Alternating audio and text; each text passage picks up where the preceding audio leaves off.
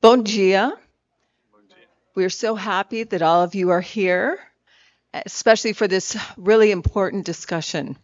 This is the concurrent session on religious action on corruption. And wow, what an important topic. We are especially grateful for all of those that are here for the discussion. Realize this is going to be a little bit different than we've done before. Each one of our panelists will have just a few minutes to express their own position on this important topic, but then we really want this to be a discussion. And so we will open it up for questions, Q&A, and I'm excited to have that kind of discussion after. So instead of just being people up here talking heads, as we say, instead we're really hoping that we'll be able to have that kind of discussion on this important topic. So I'm going to let each one of our panelists first introduce themselves, and then we'll just go down the row and just explain who you are and what you would like to say about yourself, and then we'll start with Elias in terms of your actual opening statement. So if we can just go down the row and just say your name and a little comment about yourself. Okay, good morning, everyone. I am Elias Szczytnicki, the Regional Secretary General of Religion for Peace for Latin America and the Caribbean. And I'm Katherine Marshall. I'm the Vice President of the G20 Interfaith Forum. I'm at Georgetown University as a professor, and I lead an NGO called the World Faiths Development Dialogue, which is a partner of the effort. Yeah, my name is Rudolf von Sinner. I'm a theologian, Lutheran theologian, but working at a Catholic university in Curitiba, Brazil. And here I present the organization Globethics, of which I will tell a bit more just in a minute. Thank you. Good morning. Thank you very much, moderator. My name is Denise Kodhe. I'm the Director General of the Institute for Development and Leadership in Africa. My name is Denise Kodhe, Director General of the Institute for Development and Leadership in Africa, based in Nairobi, Kenya. I'm also the former presiding officer of the African Union Economic, Social and Cultural Council. I'm a member of PAD and a founding member of PAD Africa Voice, which is an expression of PAD. Thank you. I'm happy to be here. We will now start with our opening statements, and we'll start with Elias, and we'll just go down the row and let each person have about 5 minutes. Okay, let's me to speak in Spanish. Angélica will translate in English. Nosotros en América Latina vemos que hasta ahora hay, digamos, no hay una voz fuerte de las comunidades religiosas para denunciar la corrupción. Can you translate? If not, I try in English. Okay, fine. Okay, Thomas.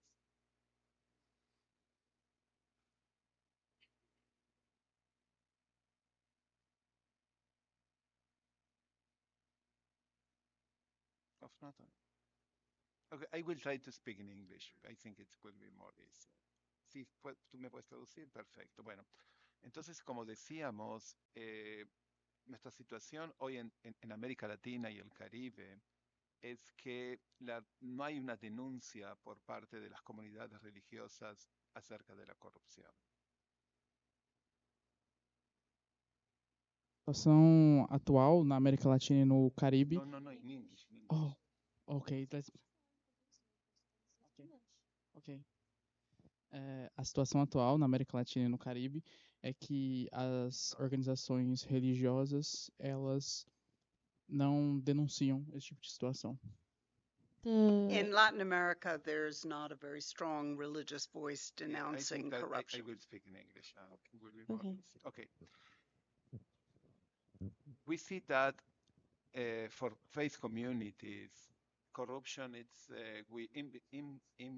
an invisible issue. We don't. It's an issue that has a prevalence in society, but religious community don't make an important contribution to denounce the corruption. why this is happening? One of the reasons is the theology of prosperity, that it's very, very important, especially in a country like Brazil. Sometimes religious denomination use the holy books to have a justification that people that they are poor people, they live in poverty. This is a sign that they live in sin. Sign. It's if you like to show that you are a right person, you need to be a person with money. And if you and for this reason, many religious denominations that they support the theology of prosperity, corruption it's not a relevant issue for them. Also, we have faith denominations that they have the traditional theology, that they believe that the problems at the society it's not relevant for the faith community. The work of the faith community is to preach the holy teaching. Fight against corruption, it's not included in the mission of the religion. And also another thing about traditional theology is that some religious denomination interpreted the holy text that we, like people of faith, we need to have obedience to the authorities. Don't worry if the authorities they made corruption. The most important thing is we need to have obedience to the authorities. Also, in some case, if this government they are signs of authoritarianism, dictatorship. This is not our business. Our business is only to preach our holy teaching. Also, we have social cultural factors. No, in Latin America and the Caribbean, in most of the countries, corruption is a cultural norm. People live from all the life in a society that we see corruption in every place, also inside the religious denomination. And also we see that people of faith that in some case they are public officials, also they participate in corruption practice or don't make any systematic effort to fight corruption. But one additional thing that for our understanding it's very critical, and for this reason from 5 years ago at the framework of the Latin American Council for Peace Education, that it's a network including the main regional faith-based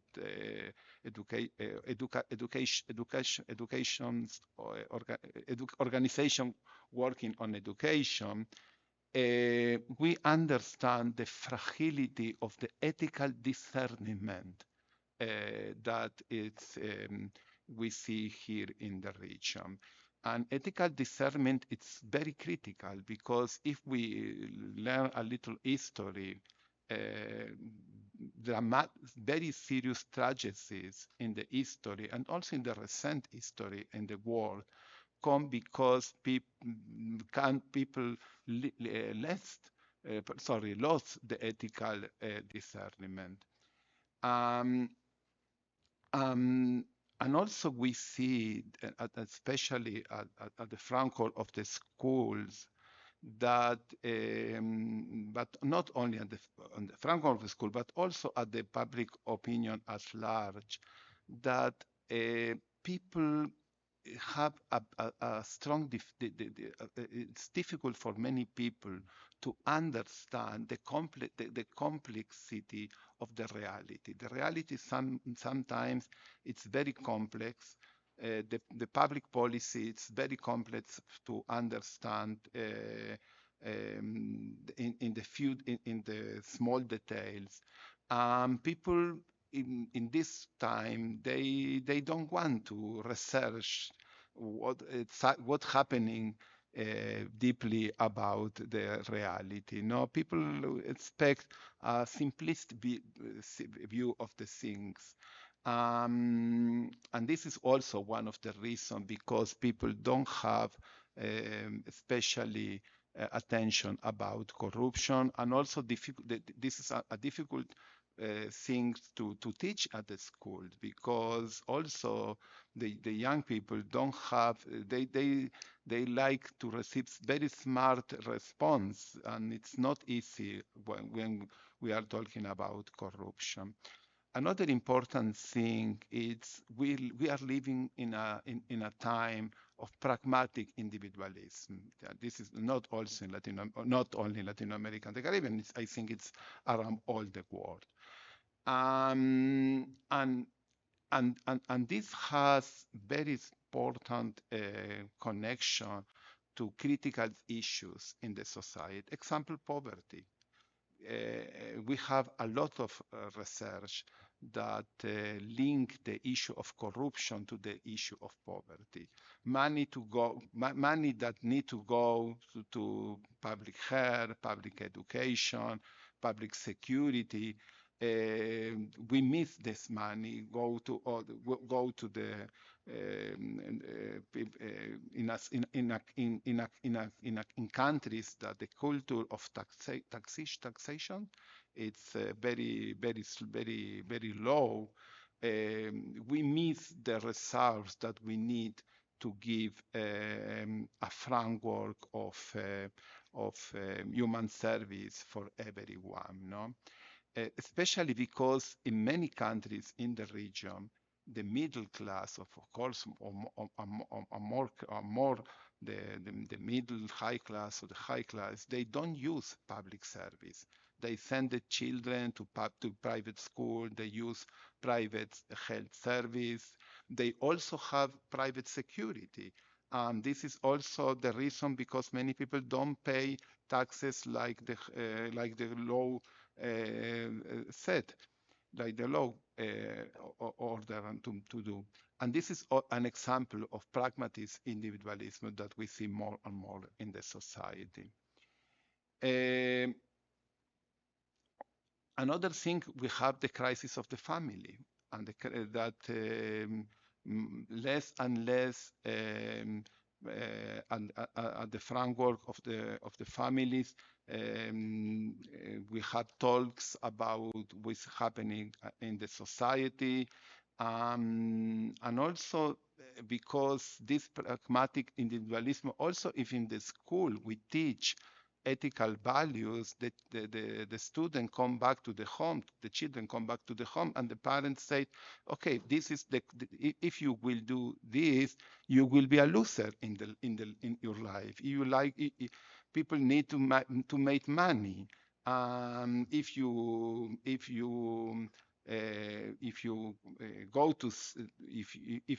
do what the school, and especially the religious schools, teach, you will be a loser in the life, and nobody like to be a loser, of course. I need to close, I think. No, okay. One thing.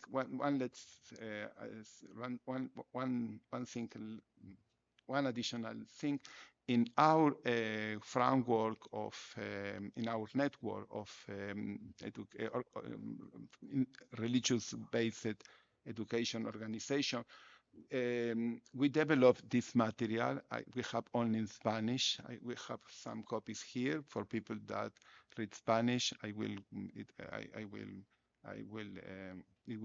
will enjoy to share to you.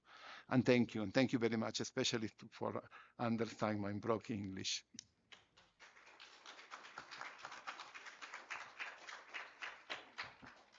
Thank you so much. Thank you so much, Elias. I do want to put in a plug for all that Religions for Peace has done, especially in South America and the Caribbean. They really do have some really important practical programs. And so I do hope that in our discussion later that Elias will be able to talk even more about some of the practical things that Religions for Peace are doing. And I'm so glad you brought up about the family, because as we talk about this idea of corruption, we also have to understand that it starts in the family, some of the problems that we're seeing. And so I'm really glad that you brought that up as well. We'll now hear from Katherine Marshall, who has a lot of experience on the policy level. And so I'm very interested to hear what she has to say. In many respects, I start from the same position as Elias, and in fact, we have worked together on this in the past, which is a puzzle that with corruption, such a profound issue in development, such a universal political driver of both left and right, that religious actors are not prominent generally as leaders in the anti-corruption movement. And we have reflected on this within the G20 Interfaith in the past. It's not a central focus this year, but again, it's bringing in this religious dimension, which is quite scattered. We'll be hearing, I'm sure, from some very important leaders on the topic. And so reflecting on why, and I have a couple of comments coming out of my own experience. The first, I spent from, this is sometimes a confession, 35 years at the World Bank. So I spent a long time there. And we have seen in the World Bank an evolution in thinking about corruption. So it was not very long ago that very respectable economists were writing articles that basically took corruption for granted, almost as a benefit. An assumption that it was part of culture, and then it was also seen as too political to touch. It was seen as a political issue, and not necessarily very damaging. That it was what we call sometimes grease for the motor rather than sand in the engine. But to me, the turning point was the East Asia financial crisis of 97, 99, and Indonesia was a very prominent example where it became very clear that I think, as I see it, 4 levels of corruption were laid bare. And it started with basically the personal corruption of individuals within institutions, including in the government, that it was considered acceptable a way of life. And then there was an understanding that corruption was also part of systems, of procurement, audit systems, etc. And then third, when you started to be looking at overall government finance, you started to be able to see the leakage that was going to corruption and the damage that that was causing to the debt issue. I mean, a lot of the debt issue is linked to corruption. And then finally, there was an erosion in confidence, even in basic statistics about poverty, as a result of the sort of culture of acceptance that corruption was a norm. So that's and now there's been, of course, a fundamental change in the World Bank, but all other development institutions. And there's an appreciation that the politics of allocating funding, whether it's for climate finance or for humanitarian aid, is very dependent today on having clarity and having transparency and honesty. The idea that taxpayers in rich countries are going to support rich people in poor countries is unacceptable now, that reality. So a second piece of the story is that one of the most successful NGOs in the world is Transparency International, which I have been associated with from its birth with Peter Eigen and so forth. But it is with chapters all over the world. But Transparency International started with the idea that you had to make corruption a very technical issue, not an ethical issue. And one result of that has been that it's become quite technocratic. And that has taken away from the basic moral right and wrong.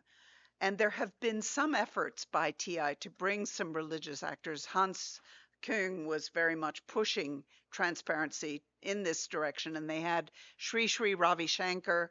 But, you know, again, I have to confess that I'm skeptical on this, but Sri Sri Ravi Shankar, who's a Hindu leader, came to see the president of the World Bank, Wolfenson, at the time, and he was asked, well, what do you do about corruption? He said, breathe. Now, you know, that's just a message that's not going to communicate. So you have almost an allergy within the Transparency International Alliance to some of the relationships. And so I think, and then there's a third issue, which is that religious leaders have been quite uncomfortable in dealing with corruption. And you have two things. One is, you know, it takes two to tango. The idea that corruption is seen as too much part of the poor country leaders, whereas you should be blaming, of course, the big companies and the rich world, which is really responsible. And then that erodes into the sort of evils of the world and social justice, and you lose the thread of how do you actually stop corruption in procurement. Or in losing supplies of humanitarian aid. And then you have another line of argument which goes, we need to change the values of the society. So let's start with the family and let's start with kindergarten. And, you know, time is moving fast, and we can't wait for kindergartners to be in policy positions. And so the basic effort, which I see as something that the G20 Interfaith needs to work on, along with Religions for Peace and everybody else, is to make this into a practical issue that we can do something about, because it is a poison that cuts across confidence and trust. And it is also, well, it is, and you know, we say this, that there are different kinds of corruption, like there are kinds of cancer, that there's some that are not so bad, you know, facilitating payments to get your passport out of in time, or to get a visa. And then there's the really dangerous, you know, kinds of corruption which destroy confidence in government and destroy programs. And we have to think, that's a complicated question. How do you, and the big debates between mega corruption and petty corruption, which is, you know, paying the policeman so you don't pay your traffic ticket. So all of these are issues that I think we need very strongly. We need desperately to have a more active role of religious communities, religious actors, religious leaders, really helping society to deal with what has become a modern cancer. Oh, thank you so much, Katherine. As I said in my introduction of Katherine, Katherine really does look at policy and really has so many deep and wonderful insights, especially in terms of the ways that we can maybe root out that cancer that we're talking about. So thank you for those 3 points. I also really liked your focus on how some of this is based on money. A lot of it is based on money. And when we talk about corruption, it's all about money, right? And so I do think that that's also something we need to look at practically, is what can we do in terms of the money aspect. But I really liked your comment about how important it is that we as religious actors do become more involved. So our next speaker is going to be, I'm sorry, your first name, and I just lost it, Rudolf Van Sinner. And I'm really excited to hear some of your thoughts, especially with your role with Globethics in terms of, as we were talking about the importance of ethics and teaching children. I do want to make one quick comment, a personal comment. Many years ago, when I lived in Washington, D.C., I was involved, we talked about a little bit of the importance of education in ethics. And I was involved in, for Montgomery County School District, in developing an ethics curriculum, as you said, for kindergartners all the way up to 12th graders. And so please, I'm looking forward to hearing your comments. Thank you. I will read my text to stick to the time reasonably well, so please forgive me for that, and later it will be more dynamic. So I would like to thank the organizers for inviting me to be on this panel. I am, as I said, a professor of theology and a member of the board of foundation of Globethics, which I'm representing here. Globethics is a member of PARD. It started 20 years ago and today seeks to contribute through connecting and capacitating people, precisely education, by means of accredited courses, free and global access to millions of titles of literature on ethics in various languages, and through its policy, which focuses on, just quote the 4 points here, standards in higher education, sustainability and environmental justice, digital and emerging technologies, and inclusive peace and responsible governments. These are the 4 actual foci. In early September, the Global Ethics Forum in Geneva, 2 weeks from here, will work on these issues. And if you're interested, you can check out on the website globethics.net. Now, I'm telling you this not only because I want to do a commercial for our institution or believe it's good and important work, but because the founding president, Professor Christoph Stückelberger, has been working for over 30 years on corruption in religious communities. So not only religion and corruption, but religion in religious communities and how to overcome it. And he and Globethics have been involved in a number of initiatives to reduce corruption within religions and religious organizations, especially in Africa and Asia. Christoph also founded the Swiss chapter of Transparency International. He was instrumental in articulating the African Church Assets Program, among others. And he collaborated with IF20 in the 2018 policy paper on the issue, which is actually very much worth reading. I do draw on his work in this presentation and on Transparency International's short but precise definition of corruption as, quote, the abuse of entrusted power for private gain, unquote. A corrupt person or group uses resources given for a specific, usually collective use, for their very own interests and conceals this.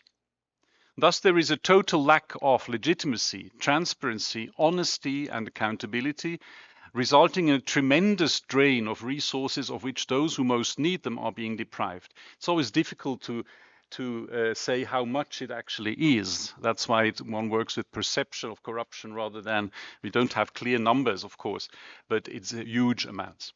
And it also destroys trust, as was already said, which is such an important ingredient of any society. Now, the task before us seems at first sight easy. No religion is in favor of corruption.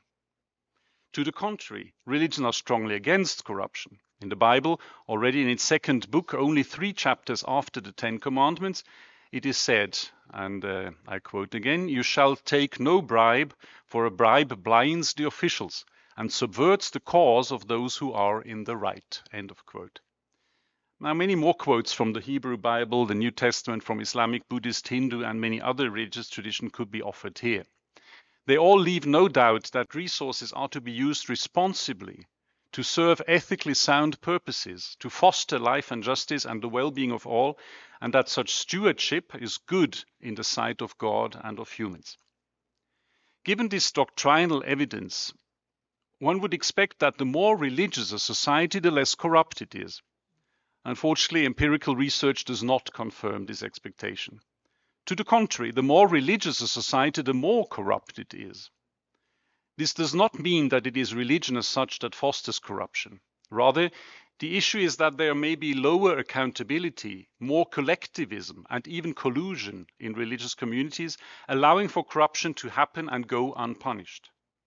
There may be an excess of trust in religious leaders and in staff handling resources, Indeed, to use my country, Brazil, as an example, while according to the Latino Barometer surveys, interpersonal trust is extremely low, only 4% of the population affirm they generally trust others.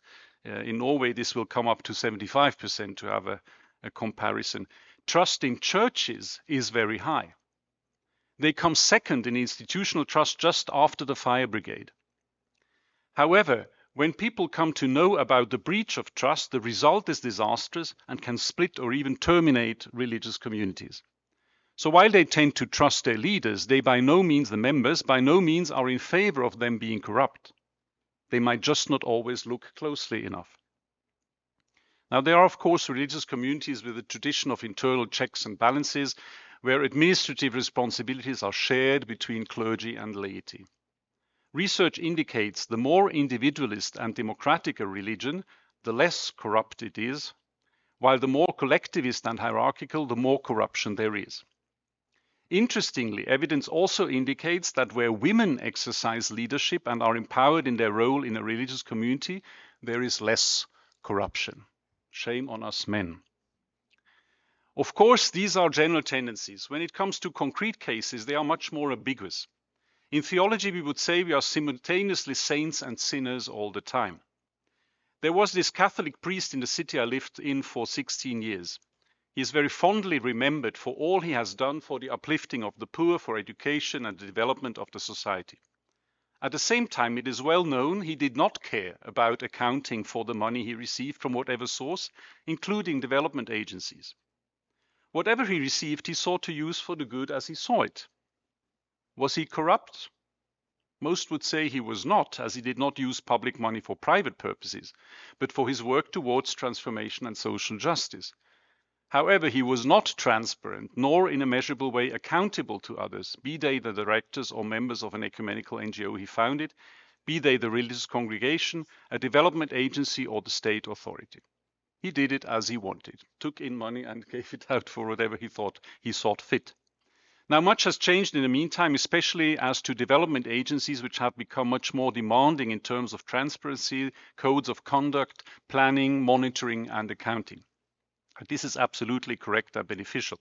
After all, the money these agencies give to a project is public money, raised from the taxpayer or from donations. Interpersonal and institutional trust is very important, but it should never be blind. Trust should be fostered precisely by transparency, accountability, and responsible leadership. It is remarkable that Pope Francis has taken up the challenge and has been trying to combat corruption within the Catholic Church and beyond. Beyond his own authority and preaching, he created precisely control mechanisms. Now, I'm coming towards the end. As you might know, protests against President Dilma in Brazil and her predecessor Lula and the whitewash campaign, Lava Jato, focused a lot on corruption, especially in government-run businesses like Petrobras, and potentially irregular favors and contracts with big construction firms. Churches, especially evangelical churches, were an important part of the protests, and the central prosecutor is a Baptist. Moralization was the buzzword. It has backfired, however, both because of partiality of the judiciary in condemning Lula, as well as, on the other hand, Bolsonaro, his family, and many religious leaders being corrupt themselves. The difficulty for many is to see this and reflect critically on it. So can we expect some good from religious communities and faith-based organizations to come in overcoming corruption? Certainly. They have people, they have motivation, they have ethics, they have demands, they have education, they have structures. Their contribution to society in this regard will be as good as their ability to keep their own house in order. And maybe even more importantly, the challenge is not only to prevent bad practices, for which technology, as we have heard, provides ever more excellent tools. It's very difficult today to be corrupt with official money because the artificial intelligence all finds it very easily. But the major challenge, I think, today is to promote good practices. How do you do it without corruption? How do you do it differently? And these depend in the first place on people, on their values and virtues. But that also implies to create a legal, moral, political, economic, and social environment that ensures people do not have to use corruption as a means for pure survival or to get what is due to them. Thank you very much. Oh, thank you, Rudolf. Thank you. I really enjoyed the comments that you made, especially that, and it's a big question about religion and corruption rather than religion as an action against corruption. Of course, we have to do both, but I do think that that is something for us to really think about. I teach at a university where one thing that I talk to, especially the rising generation, is sometimes their faith in religion is difficult. They believe in God, but it's hard for them sometimes when they see some of the corrupt practices in some religions. It hurts their faith. And so hopefully that we can make a difference in terms of what you're talking about with that. Wonderful. We now have Denise, Kodhe. I think I might be saying your last name wrong, and I apologize. But we're so excited to be able to hear the African side of this question, and we'll turn the time over to you, Denise. Thank you. Thank you. I hope you can hear me. I want to start by saying that corruption is endemic, it is inhuman, and is the biggest threat not only to development, but to human rights and humanity in general. Corruption fights back. And I would like to mention a few effects of corruption. Retards development, affect people's lives, affect people's moral authority, denies people good life. Yeah. Thank you. Denies people's good life and survival as it affects their basic needs. And corruption destroys people and destroys society. Now, going to what the role of religion on corruption, I would like to start by asking a few questions that will help us to think about this. Is religion enhancing corruption today? If so, why? The second question that I'm going to raise is religion losing values when it comes to fighting corruption? And the third one is religion compromised when we are dealing with corruption in today's world? And the last one on that is, has religion lost authority when fighting corruption? And I'll give a few examples on what is happening in Africa, just like the moderators asked me to speak about. Now, I made a few suggestions on what role religion can play in terms of fighting corruption. One is preaching against corruption repeatedly as an evil that the society should not enhance, enhancing religious beliefs and values, and changing social values and perception. Now, religion needs to do more just than talking and condemning corruption.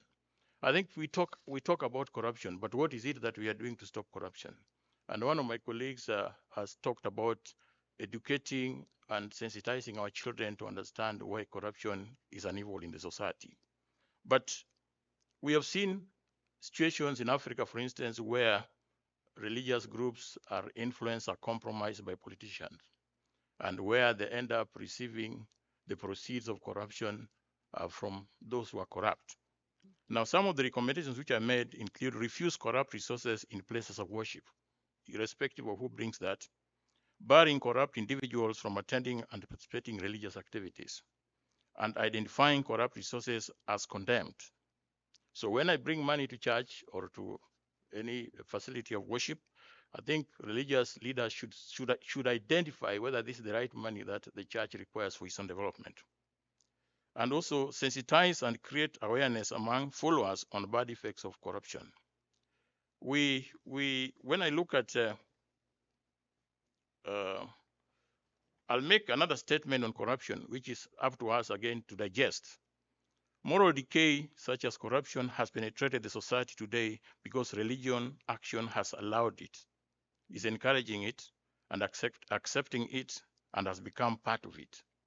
And people look forward to religious leaders. People look forward to spiritual guidance. And when we have situations where churches are compromised, where places of worship are compromised by governments, then people have no place to look to. And I talk about what is happening in Africa because you talk about religion, people have lost interest in religion and religion leaders because they feel that they are supporting systems in promoting corruption. Now, how again? They are not condemning it. They are not speaking loudly about this corruption as evil in the society.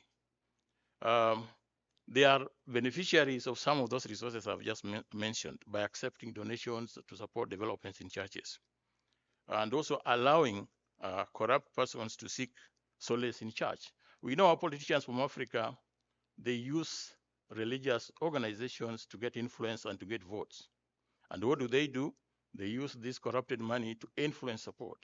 Now, when we stand firm as religious organization, as a religion, and we don't give that forum for them to use to influence position of leadership, then it will come back. They will understand that the society is rejecting this.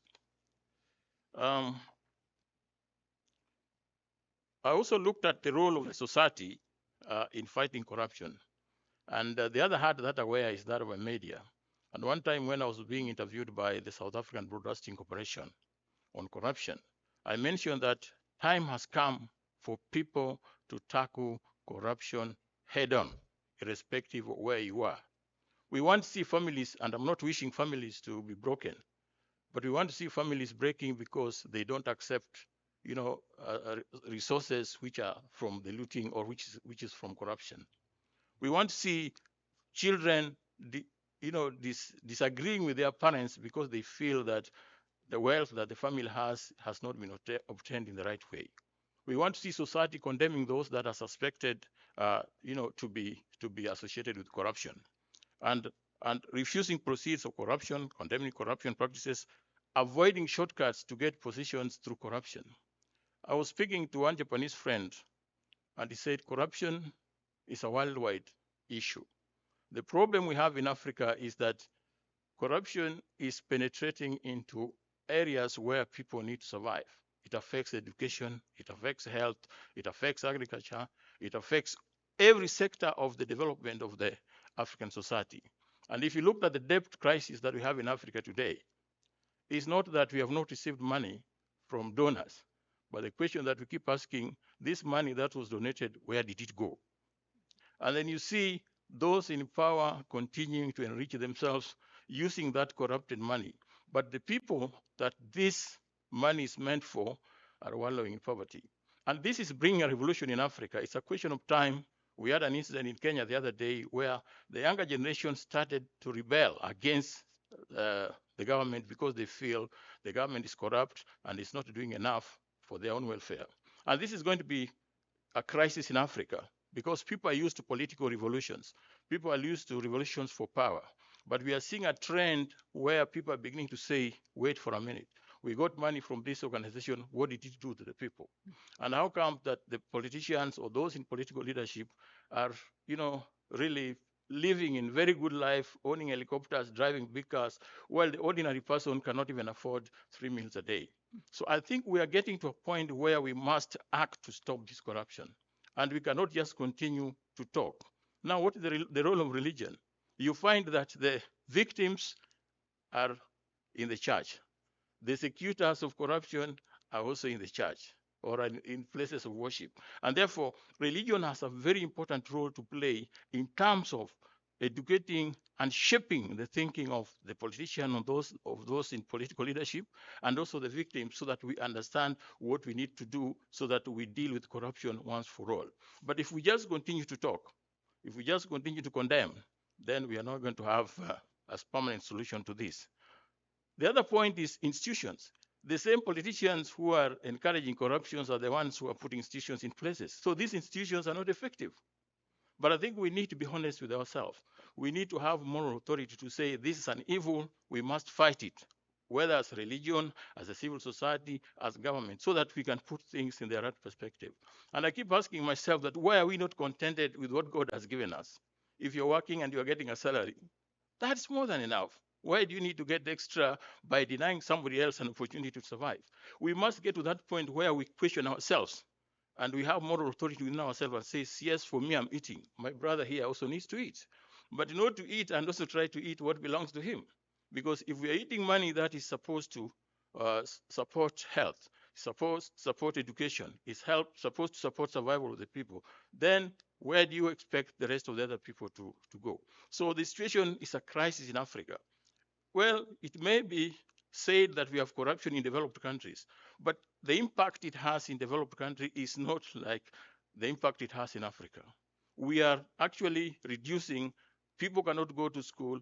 People cannot survive. People are dying from very manageable health, situations because there's no money to buy medicine. There's no medicine in hospitals. And if you look and you try to find out where this money has gone, then somebody somewhere through corruption has managed to eat money out of it. So the rest I will answer when you ask questions. Thank you. Oh.